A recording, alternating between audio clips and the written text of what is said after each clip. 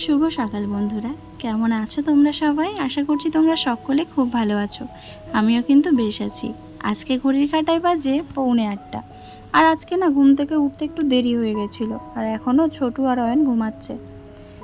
কালকে রাত্রিবেলা বাসনগুলো আর মেজে রাখা হয়নি, দেখো কতটা বাসন জমা হয়েছে।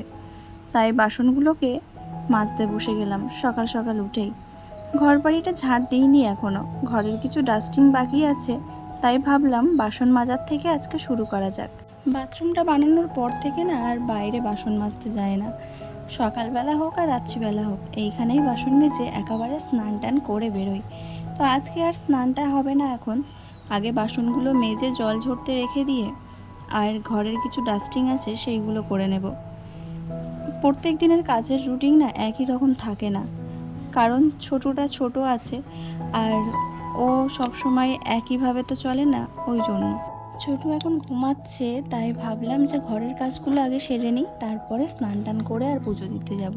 আমার কিন্তু বাসন মাজা কমপ্লিট হয়ে গেছে, তাই আমি বাসন মাজার পরে ওই রকম ডেচকিতে করে বাসনগুলো উপর দিয়ে জল ঝরতে রেখে দিই ওই বারান্দাতেই। এখন চলে এসেছি ঘরের মধ্যে।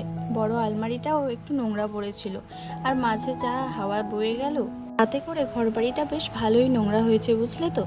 প্রত্যেক দিন ডাস্টিং করা তো আমার পক্ষে এখন সম্ভব হয়ে ওঠে না, বললামই ছোট বিরক্ত করে। ওই জন্য চেষ্টা করি সপ্তাহে 2বার কি 3বার আমি ডাস্টিংটা করতে, তাহলে আমার কাজটা একটু হালকা মনে হয়।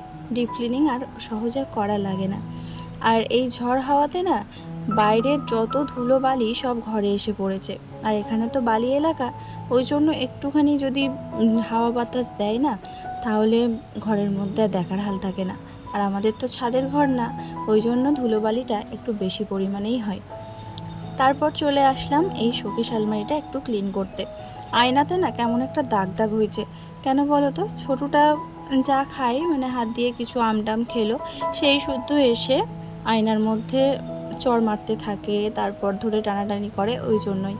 তো যাই হোক, চলো এখন সব কিছু ভালো করে পরিষ্কার করে নিয়ে তারপরে চলে যাব বাইরে। আর এই স্ট্যান্ড ফ্যানটা কাগজগুলো এখনও খোলা হয়নি। তোমাদের দাদাভাই বলেছে যে কাগজ যেন না খোলা হয়, ওই জন্যই কাগজগুলো খুলিনি। ও এসে যদি খুলতে পারে খুলবে, আর না হলে ওইভাবেই থাকবে। তো যাই হোক, চলো, আমার ঘরের ডাস্টিং কিন্তু পুরো কমপ্লিট হয়ে গেছে। আর খাটের তলাটা তো আমি সবসময় পরিষ্কার করেই রাখি। আর যখনই ঝাড় দিই না, খাটের তলার থেকে একেবারে ময়লা পরিষ্কার করে বের করে নিয়ে আসি, এতে করে খাটের তলাটা পরিষ্কার থাকে। এখনও ঘরের কাজ সম্পূর্ণ হয়নি, ওই জন্য মার ঘরটা সেইভাবে আমি হাত দিতে পারছি না। মার ঘরে যতটা সম্ভব পরিষ্কার করে রাখা যায় সেই রকমই করে রাখছি। আর কিছুদিন পর থেকে আবারও হয়তো রান্নাঘরের কাজ শুরু হবে, তাই জন্য মার ঘরটা এখন এই রকমই আছে।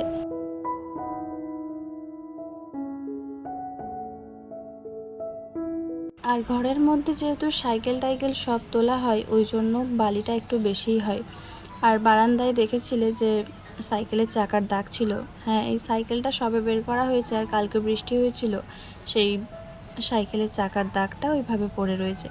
তাই পুরো ঘর বারান্দাটা ভালো করে মুছে পরিষ্কার করে, আর কিছু জামা কাপড় ভিজিয়ে রাখা ছিল, সেই জামা কাপড়গুলো কেচে দিয়ে আর চলে এসেছি এই বাসনগুলোকে জায়গা মতো রাখতে। আর ছোটু আম খাওয়ার জন্য বায়না করছিল, তাই আমটা ডেচকিতে একটু ধুইব বলে রেখে দিয়েছি। আর কালকে কিছু ভাত তরকারি ছিল, জল দিয়ে রেখেছিলাম, তাই ওইগুলো এই টেবিলটার উপর রেখে দিয়েছিলাম। তো এখন ওইগুলো নিচে নামিয়ে বাসনগুলো যেখানে থাকে সেখানে রেখে দেব। আর এর মধ্যে কিন্তু ছোটু উঠে গেছে। ও ঘুম থেকে উঠতে ওর চোখে মুখে জল দিয়ে একটু জল খাইয়ে দিয়েছিলাম, তারপর আম দেখতে পেয়ে বলছে আম খাবো। তাই জন্য ওকে আম এইভাবে পিস পিস করে কেটে দিয়েছি, ও একা একাই খাচ্ছে, আমাকে হাত দিতে দেয়নি। আর বাচ্চাদের কত রকম বায়না হয়, তাই না বলো? আর ও ওইভাবেই আম খাবে, ওকে যদি আমি হাতে করে আম দিয়েও খাবে না, আর এরকম টুকরো টুকরো করে কেটে দিতে হবে, তারপরেও খাবে। তো প্রত্যেক দিনের মতোই মা ওকে নিয়ে একটু ওই বাগানের দিকে যাচ্ছে, একটু বেরু বেরু করতে। ওখানে আরও একটা বাচ্চা আছে, তার সঙ্গে খেলা করতে যাচ্ছে। তো আজকে আকাশের মুখটা আবারও ভার ভার লাগছে, দেখো কেমন মেঘলা মেঘলা লাগছে, তাই না? আমার ঘরের সমস্ত কাজ কিন্তু কমপ্লিট হয়ে গেছে। তারপরে একটু বাগানের দিকে এসেছি, দেখি এতগুলো আম পড়ে আছে, তাই ভাবলাম আমগুলো নিয়ে বাড়ির দিকে যাওয়া যাক। তো বন্ধুরা চলো, সকালবেলার প্রায় সমস্ত কাজকর্ম হয়ে গেছে। আর ঘোষ এসেছিলো দুধ দোয়াতে, তাই গেছিলাম। তো কতগুলো আম পেয়েছি দেখো। এই দেখো, মানে এই সামনের থেকে আম পড়ছে, এতগুলো আম পেয়েছি।